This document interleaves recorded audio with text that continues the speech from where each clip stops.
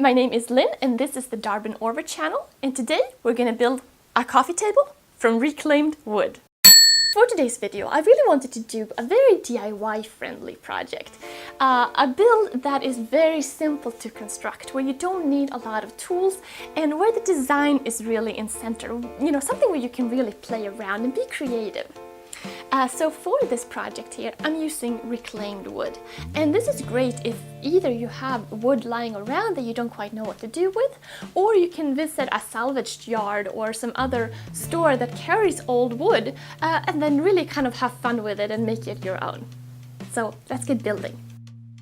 To construct the base, I used reclaimed redwood with simple glue and staples joints, all butted together. All the pieces were 1x2s, except for the legs, which I added a small 1x1 piece to make the legs square. For more information how I built the base, I'm going to put up a video on Darbin Notes soon. So be sure to subscribe to get notified on when that comes out. Okay, so now the base is basically complete. Very simple to do this project, you don't need a whole lot of tools. But now, to build the top.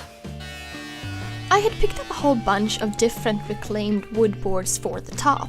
Most of them were in the neighborhood of 3/4 of an inch thick, so I planed them all down to be about 5/8 of an inch thick. Then I cut them into 1.5 inch wide strips on the table saw.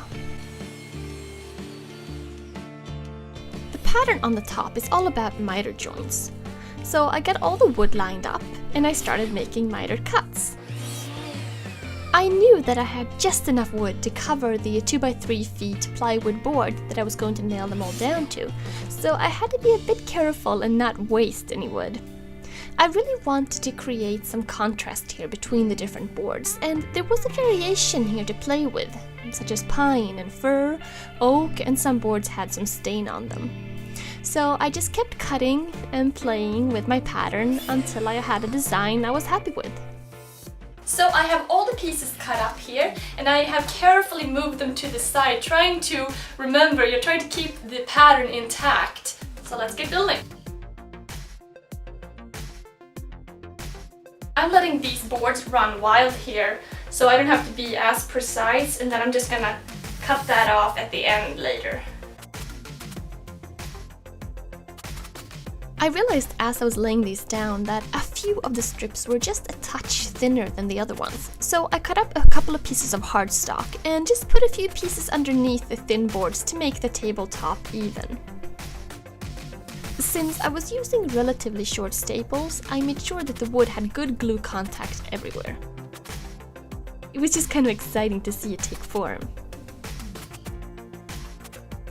Then, to ensure that everything attached properly, I clamped it down for an hour while the glue was drying.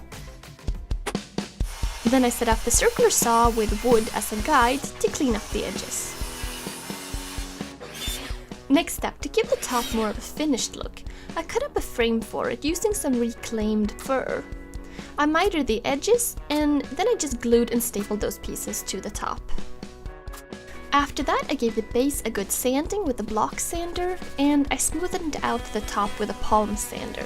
Here my goal was a smooth and even top. And finally, finishing.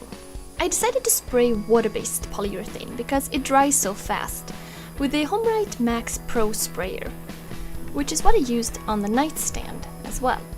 What I really like about this one is that it sprays really evenly, and the spray gun works great from various angles, which isn't always the case with spray guns. I mean, I can angle the can to reach different areas and it works perfectly either way.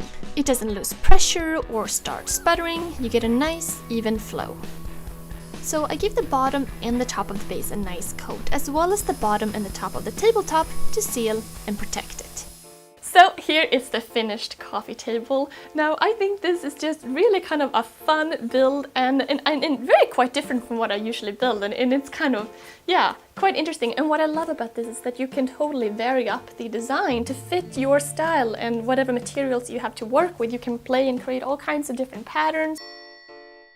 this project I really wanted something that felt and looked rustic, which is why I don't mind that there are staples showing at all, and you know that there are little gaps here and there, because I just think that kind of adds to the overall reclaimed rustic style, which yeah. Of course you could also make something like this and use it as a wall art piece. It doesn't have to be a tabletop, but you know, that's just one of the many ways you can display something like this. Also, I used my HVLP spray gun from HomeRite on this table, and it was really great because it gets into all the nooks and crannies, and that's what you really want. You want to protect this kind of, you know, since there are little gaps here and there, and you really want to protect it with some type of clear coat.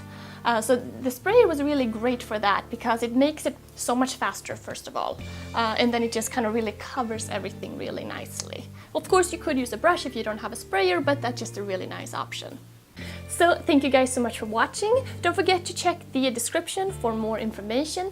For example, I have a link to Darbin Notes, my second channel there, which you should go and subscribe to if you haven't done so already. That's where I put up shop updates and small projects, and when I go to places, then I kind of bring my camera and I kind of just have fun with it. So yeah, go and check that out. Also, subscribe to me on Instagram, or follow me. Yeah, follow me on Instagram, because I'm kind of having fun with Instagram too, and really just loving that platform as well. So if you're on Instagram, go check me out. My name is Darbin Orvar.